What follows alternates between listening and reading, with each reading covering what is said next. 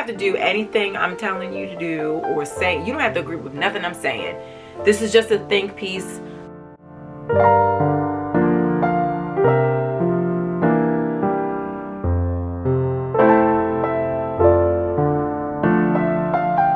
What's up, cookies? Welcome back, and if you're new here, my name is Carolyn Gray. Welcome to my channel. I talk about all things in and around fashion. We love to have a good kiki and giggle, and sometimes we do dive into some lifestyle conversations, or I show you my life living here in New York City as an entrepreneur and content creator. But listen, today I want to talk about something that's kind of been like bothering me, and I don't know, I feel like a lot of things lately are very blah.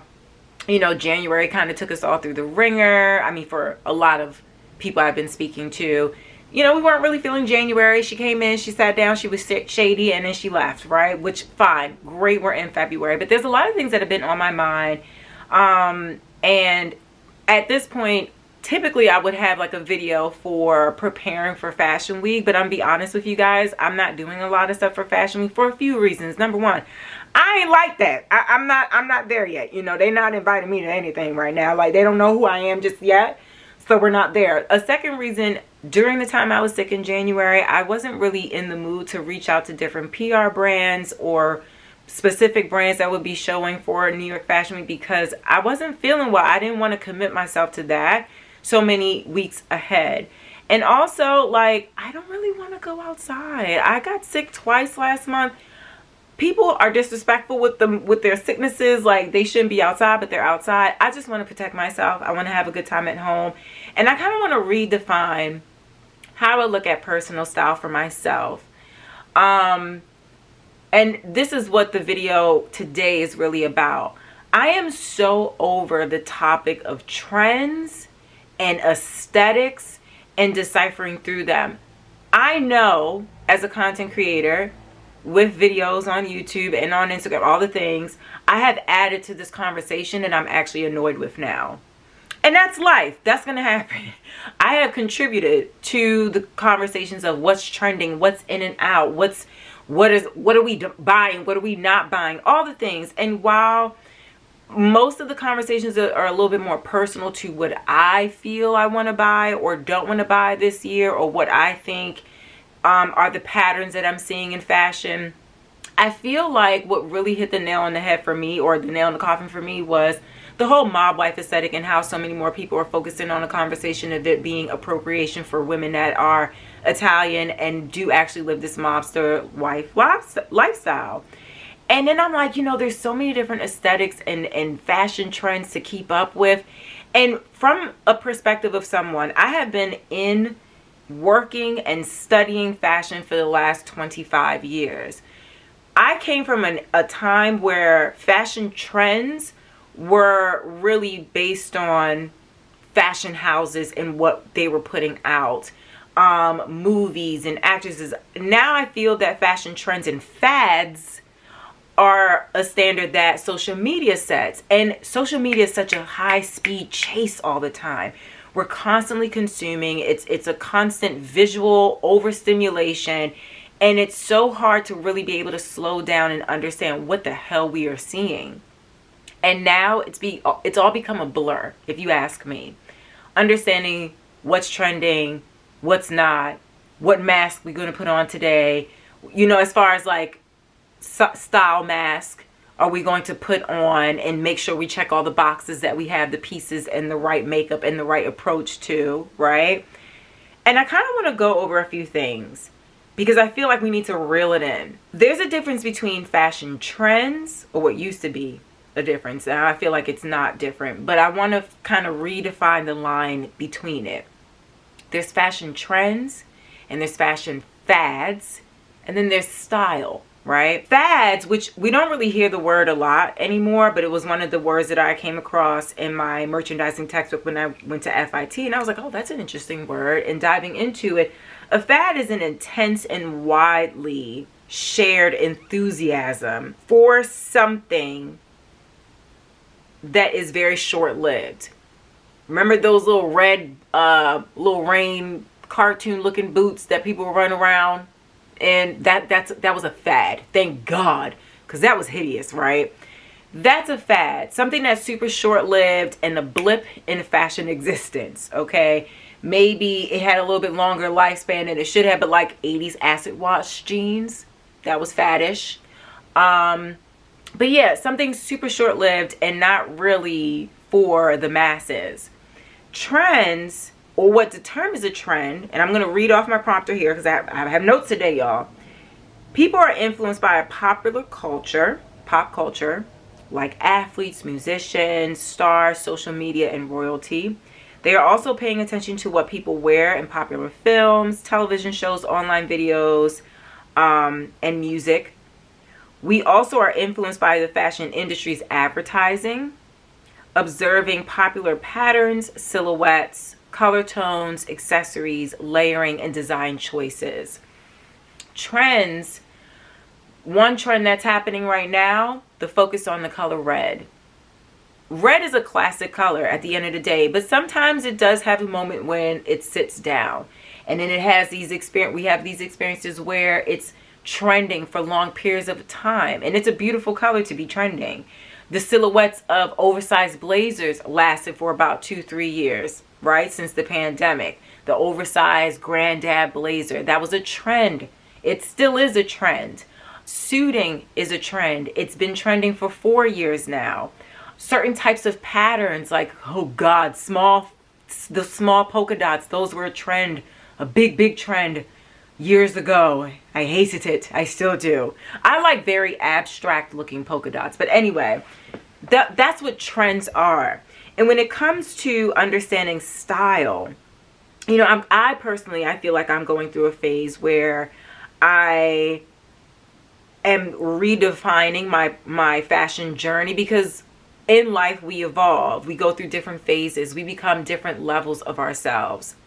And I feel like I'm constantly evolving, and I feel that because I'm annoyed with the conversations of trends and what's in and what's out, I feel maybe I have over purchased, maybe I'm overstimulated. Sometimes I look at myself or what I have in my wardrobe, I'm like, did I make a lot of the right decisions for myself? Were these me decisions, or was I influenced? And there's nothing wrong with being influenced. You know, being influenced, honestly, it really is just you are being shown something by someone or something, or a brand, or a music video that you may not have seen before. Like, you know, if Lady Gaga's wearing a pair of shoes that looks stunning to me, I'm like, oh my God, I am influenced by her by seeing this that she's wearing, this item that she's wearing, and now I want to find out more about where she got it. I want to find out more about how it's made. I want to find out about the colors that it comes in. I am influenced to take a deeper dive at a particular subject. There's nothing wrong with being influenced, but sometimes when you're heavily influenced, you can lose yourself. So I feel that I want to back off from what's trending, what's in and what's out, and I really want to zone in on what my personal style has evolved to and what I understand it to be. Because, you know, yes, we can define our personal style with 3 words, but personal style is very dynamic. It's more than 3 words. It's more than just a linear understanding. It could be many things, and that's okay. As long as we understand what those many definitions are, that's what's important, because that's where you understand who self is and what that expression looks like. And it's an ever evolving journey, because we're always going through things. Like, you know, I could be this weight, and then a couple months from now, what if I'm with child? Then my style might evolve around that. You know, I might in a couple years take a position of being a consultant for a firm or a brand or whatever, and I'm going into the office, and you know, I feel like my style might evolve from there. Like, we go through things, we go through life battles, and our style and our lifestyle changes. It goes hand in hand. What I might think, like years ago, I used to wear so many florals when I first moved to New York. Now I'm over it. I don't want to wear literal floral prints. I'll wear something that's more muddied, not too in your face floral, something a little bit more subdued, something in darker tones, right? But that was something I evolved from. I no longer like literal floral prints. I think they're boring for me. Your taste and what you like changes, and accepting that is very important. I want to discuss what style is, what personal style should be considered. or it has always been considered. I'm not saying you don't gotta say nothing. You don't have to do anything I'm telling you to do or say. You don't have to agree with nothing I'm saying. This is just a think piece. I'm sharing my thoughts.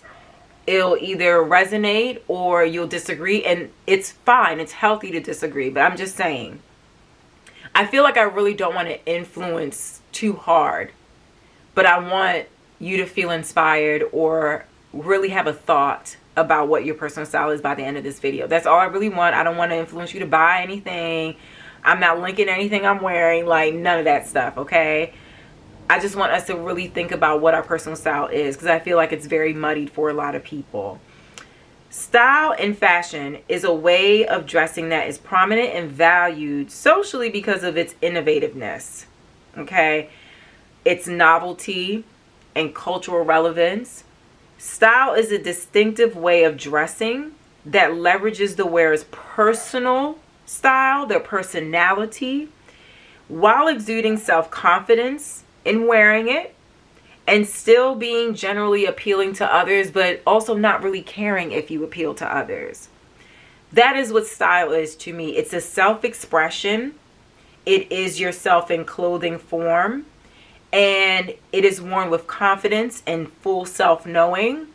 And sure, it can strike up a conversation with other people, but also their opinions should not matter on what you chose to come out the house wearing to express yourself. You know, let's forget trends.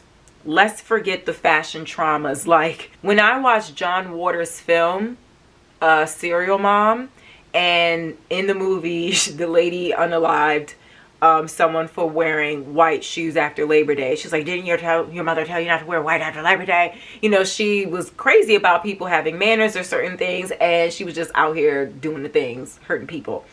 And from that film, I was like, wait, that's a rule? That's a fashion rule? We can't wear white after Labor Day? And I've always loved white. I think every graduation I've had in life, I've always chosen to wear white, because to me, it's like, it's a rebirth color.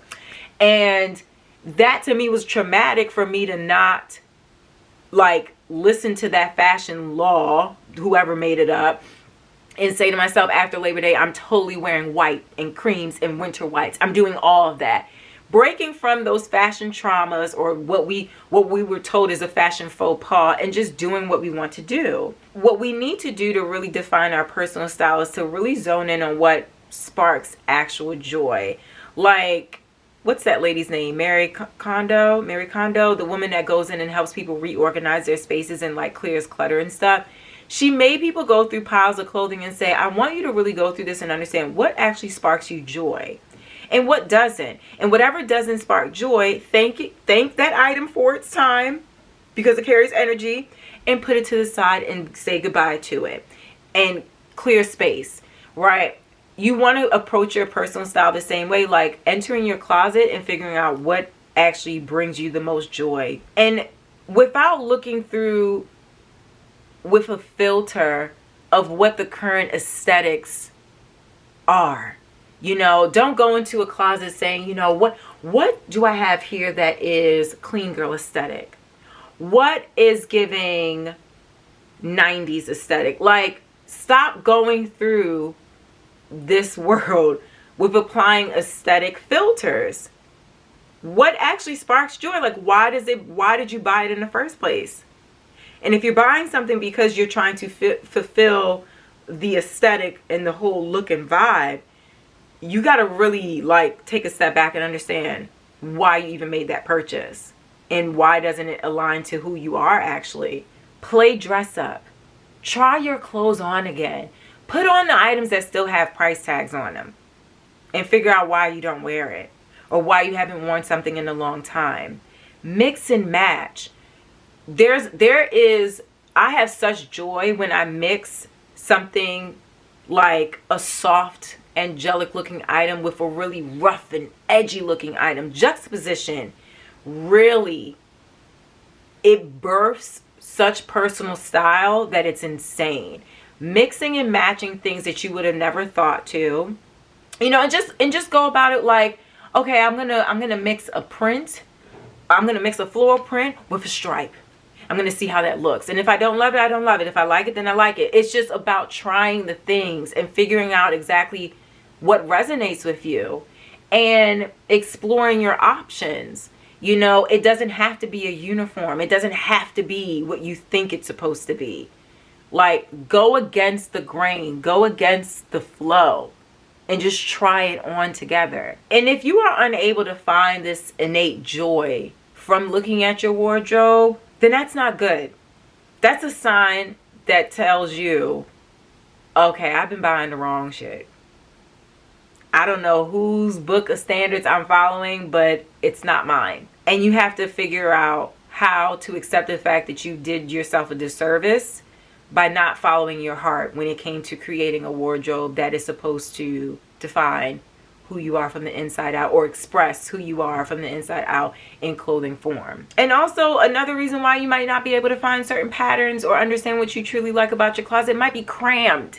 Might be too many things. It might be time for a purge and let go and release, and really just understand what you have all together and what you actually are using, and what you're actually feeling like, this is, I feel the most comfortable, I feel sexy, I feel like my best self in this look. Make sure those pieces are out and visible, and get rid of the pieces that just are flat to you. And if you are, you know, like I said, if you feel like there's nothing in your wardrobe that really sparks that energy for you, then it's time to do a deep dive into creative space and go on Pinterest. Look through magazines, look through different runway shows. I feel that actually the best thing to do, instead of actually looking at Pinterest,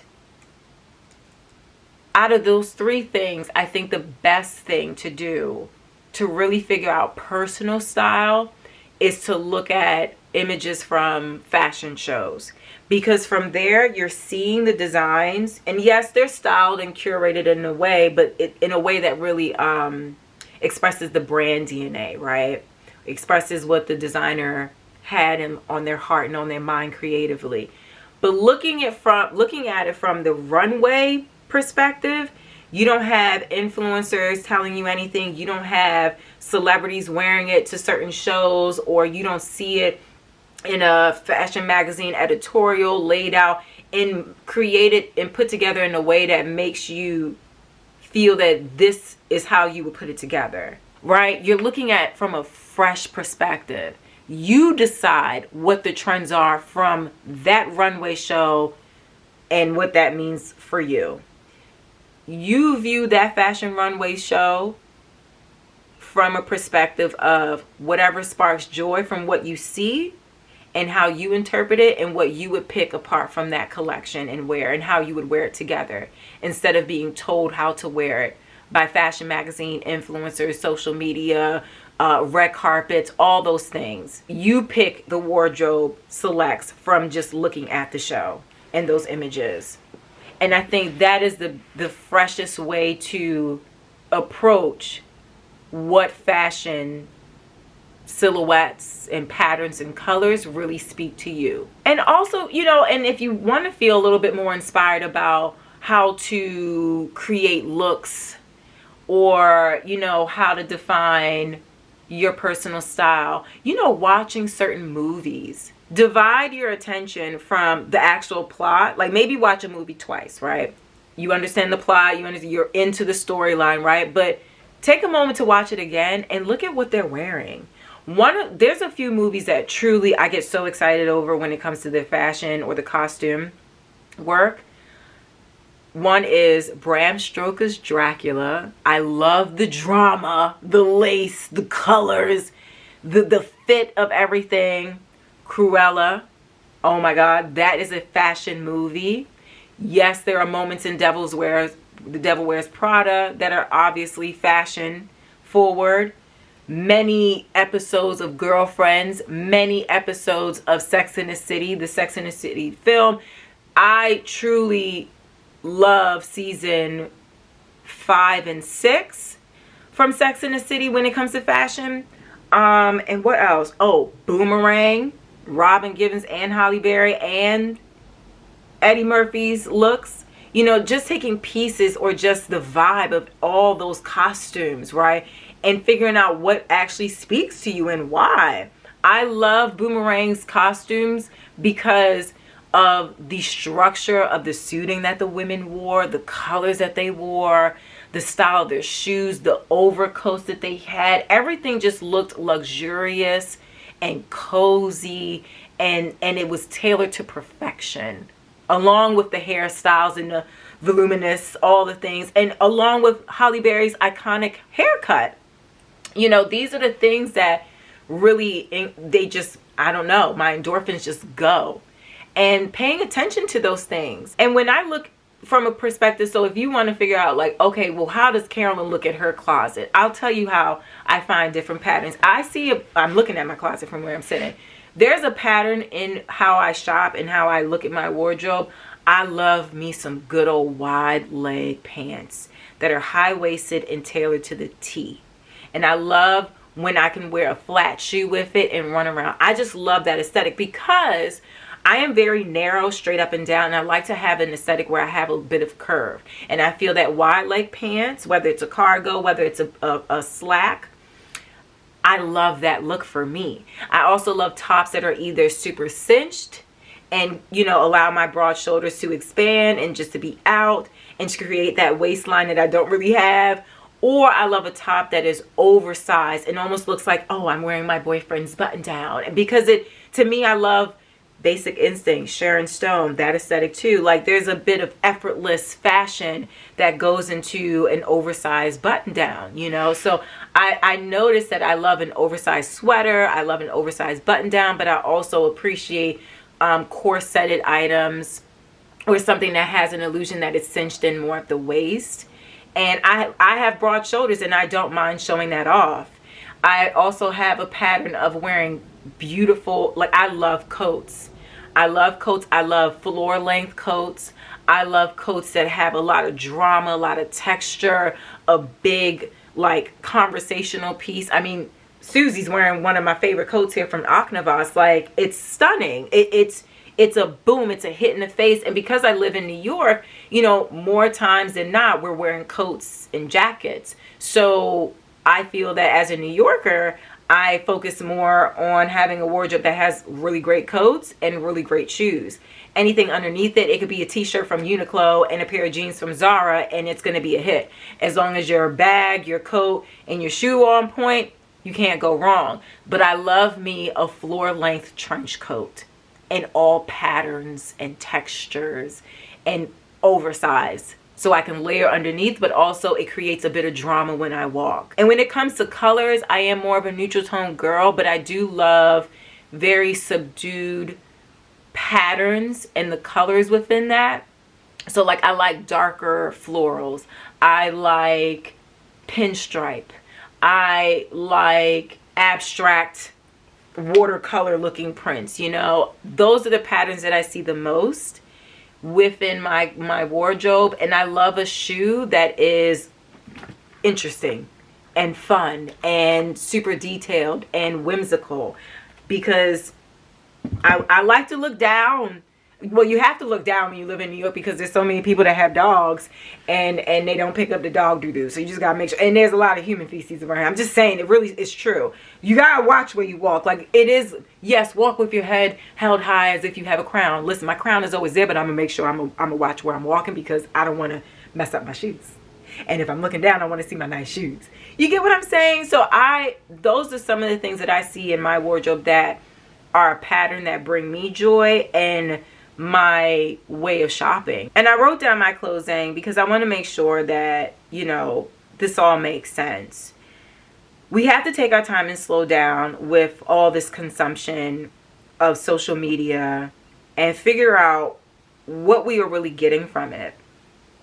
It may be time to cleanse what and who you're following, or the things that you kind of find yourself going down a rabbit hole. We have to slow down and really dissect why a trend or a fad intrigues us. Are we trying to keep up? Are we genuinely attracted to it? Is it an actual breakthrough in what we feel our personal style is, or are we just being lazy and following the flow of what's being fed to us? The reality is we don't really need all this stuff.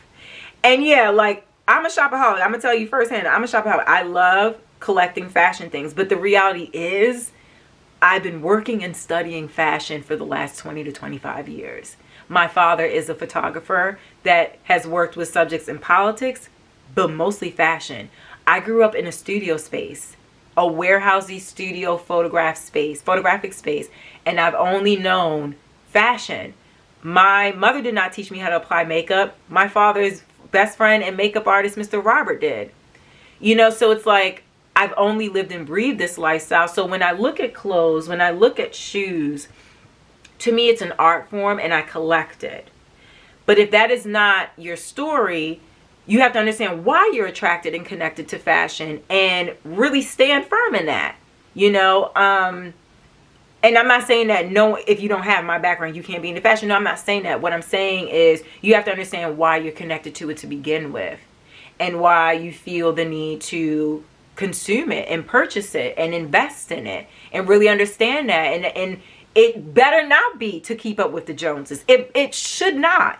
It should be an innate connection to you. To me, fashion is collectible works of art, and it's a reflection of how I feel, of who I am. If you really want to figure out your personal style, here's an idea. If you were chosen to create a fashion collection that consisted of 5 pieces, what would they look like? What would you design? What would be the colors? What would be the textures? Would there be any prints? If you can create something out of thin air, what would that actually look like? And whatever you come up with, that should be an application of how you shop and how you decipher what's trending and what's available when it comes to fashion, and how to purchase through that. And even so, go as far as this, name it something. I remember, and I feel like I would continue to keep that name too, or I would make like a sub collection out of it. I was in a fashion design class. I don't know where that cut off, but when I was in FIT, I took a fashion design class, and I was a fashion merchandising major. So I was on the business side of the school. So anytime I got to create something or do something within the arts, because I focused more in art when I was in high school, and I went to a college preparatory school in Baltimore, Maryland. I went to Towson Catholic. So I always created. I was always an art student, but I knew that I wanted to be more so on the business side of the fashion industry, but I wanted to always have an expression of sorts when it came to fashion. So I was really hype about this class, and our final was a collection that we had to draw and pick fabrics and colorways and call it something. And my collection was called Androgyny, and it was a blend of menswear. There was some ruffles in there, believe it or not, because like I said, Bram Stoker Dracula movie, I'm telling y'all, the drama, I live for it. I love me a good old bell sleeve with a whole lot of lace. Like, that's I love. But a lot of that was incorporated. It was just a mixture of everything that I loved. And I implore you to think about what would your actual fashion collection look like. And if you are buying things that are outside of that aesthetic, your personal aesthetic, then maybe you need to slow down and reflect how you approach your fashion style. I hope this helps and inspires you to really dive deep into what your personal style is. If you feel that you are constantly not knowing what to wear or how to put your looks together, if you constantly feel like you're trying to understand these fashion trends, or you feel overwhelmed by the trends should never overwhelm you. They are just there to be a source of inspiration, yes, a source of purchasing inspiration. It's a story of where the brands are currently. It's a story of where what the times are reflective of. And if you like something within that trend, I've said this many times, it is just for you to have availability to purchase certain things that you're really into, you know. But yeah, I've been really cringing over all these conversations about aesthetics, because I'm just like, it's a powerful thing, and it's making people second guess who they are innately, or what they really connect to when it comes to fashion and style and the core selves. And I don't like that. And I think that going forward, I'll be changing my approach on how I talk about certain things. I will be doing another video on essentials. You know, what fashion essentials can build a wardrobe, but from a perspective of, this is an essential silhouette, and this is how I like this particular essential, like t-shirts, right? Personally, I think everyone needs a t-shirt in their wardrobe for several reasons: for layering, for it being a fashion expression, all the things, right? However, specifically, I only like t-shirts that are tight crew neck. Some people might want to consider pattern t-shirts, or a v-neck t-shirt, or an off-the-shoulder white t-shirt. Like, there are many different forms to consider when it comes to an essential. And I don't want to drive it in a way where you have to buy this type of essential because I said so. Like, that's not the conversations. I don't want to have that conversation anymore. I want to open it up to, here's the silhouette, these are the different possibilities, take your pick. What makes you feel good, sis? You know, that's how I want to approach these types of conversations when it comes to what's available in the fashion world, and how to translate it. So, tell me your thoughts. How are you feeling about all this trend talk?